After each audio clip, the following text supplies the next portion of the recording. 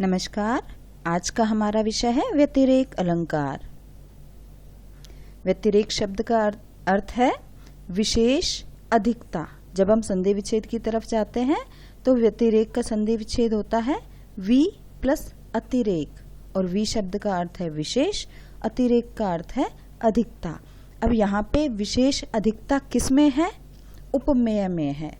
उपमेय में विशेष रूप से आधिक्य दिखाया जाएगा। हम सामान्यतः क्या देखते हैं कि उपमान को सर्वश्रेष्ठ बताया जाता है, चंद्रमा को बहुत सुंदर बताया जाता है, घोड़े को बहुत तेज दौड़ता हुआ बताया जाता है। यहाँ घोड़ा और चंद्रमा क्या है? अपने आप में उपमान है। लेकिन जब उपमान से भी कोई अच्छी चीज सामने आ रही है, अर्थात जिसकी उससे तुलना की जा रही है, उपमेय जो है उसे ही श्रेष्ठ सिद्ध किया जा रहा है, तो वहाँ व्यतिरेक अलंकार है। लेकिन खास बात क्या है इसमें? यहाँ उपमेय को श्रेष्ठ तो सिद्ध किया जाएगा, परंतु कारण बता करके जब सिद्ध उपमेय को श्रेष्ठ सिद्ध किया जाए तो वहां व्यतिरेक अलंकार होगा।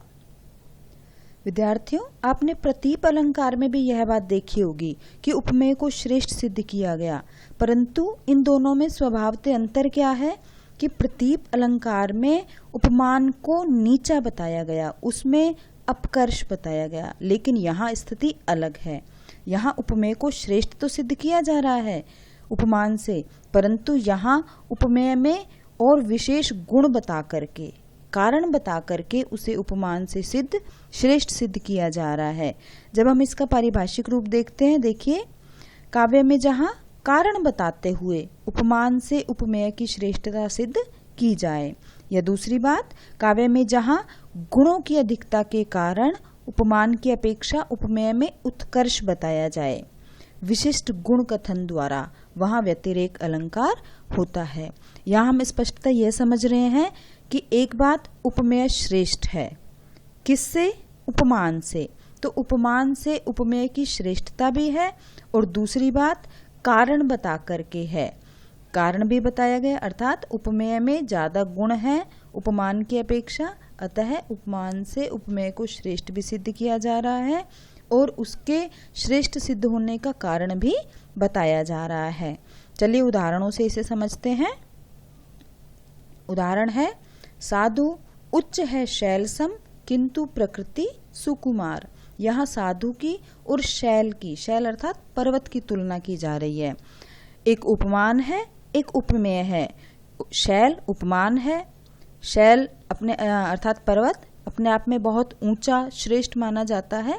यहाँ साधु को भी उसके समान ऊंचा बताया गया है, परंतु उपमेय में अर्थात साधु में एक खास बात बताई गई है, कारण भी बताया गया है, किंतु प्रकृति सुकुमार, जो शैल में नहीं है। पर्वत जो है अपने आप में सुकुमार प्रवृत्ति का नहीं माना जाता है, परंतु साधु को सुकुमार कोमल प्रवृत्ति के कारण, कोमल स्वभाव के कारण उसे शैल से भी, पर्वत से भी श्रेष्ठ बताया जा रहा है। अर्थात उपमान से उपमेय को श्रेष्ठ बताया जा रहा है कारण सहित। कारण बता दिया गया है प्रकृति सुकुमार होना, अर्थात स्वभाव का कोमल होना। अतः कारण बताते हुए जब उपमेय को उपमान से श्रेष्ठ सिद्ध किया जाए, वहां व्यतिरेक अलंकार होता है। अगले उदाहरण से और अच्छे से समझ में आएगा। अगला उदाहरण है, मुख मयंक सो है सखी मधुर वचन सविशेष। अब यहाँ पे मुख की और मयंक अर्थात चंद्रमा की तुलना की जा रही है। मुख और मयंक एक जैसे हैं, परंतु यहाँ पे मधुर वचन सविशेष, मुख में मधुर वचन भी हैं, ये उसकी खास बात है। उसकी श्रेष्ठता का कारण क्या है कि उसमें मधुर वचन भी है, जो चंद्रमा की श्रेष्ठता नहीं है।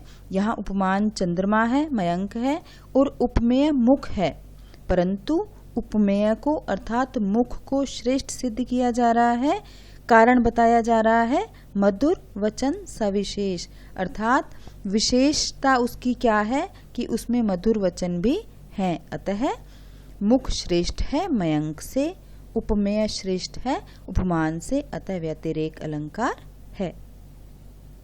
अगला उदाहरण है संत हृदय नवनीत समाना, कहा कविन पे कह नहीं जाना, निज परिताप द्रवय नवनीता, पर परिताप सुसंत पुनीता।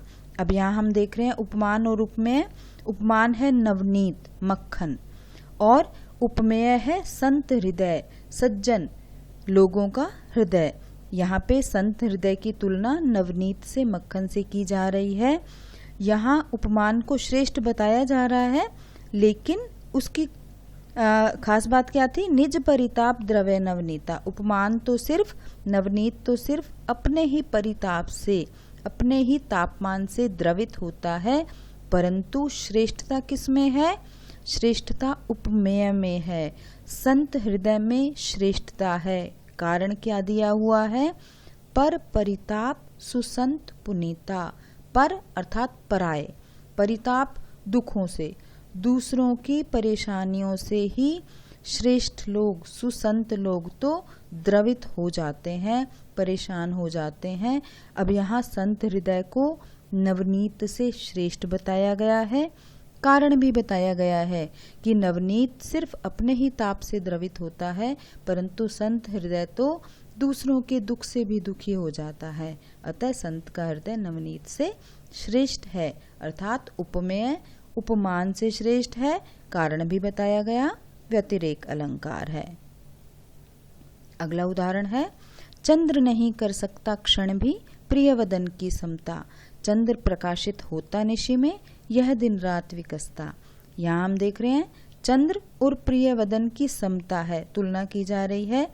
चंद्र उपमान है, प्रियवदन उपमेय है, परंतु चंद्र से भी श्रेष्ठ प्रियवदन को बताया जा रहा है, उपमान से भी श्रेष्ठ उपमेय को बताया जा रहा है। कारण क्या है कि चंद्र, उपमान तो सिर्फ रात को ही प्रकाशित होता है, परंतु उपमेय अर्थात प्रियवदन तो दिन रात प्रसन्न रहता है, विकसित रहता है, खिला हुआ रहता है।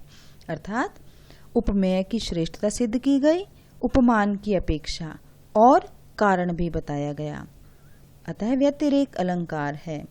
अब हम निष्कर्षतः क्या कह सकते हैं परिभाषा रूप में कि जब उपमेय को उपमान से श्रेष्ठ सिद्ध किया जाए और साथ में कारण भी बताया जाए, उसकी श्रेष्ठता सिद्ध होने का कारण क्या है?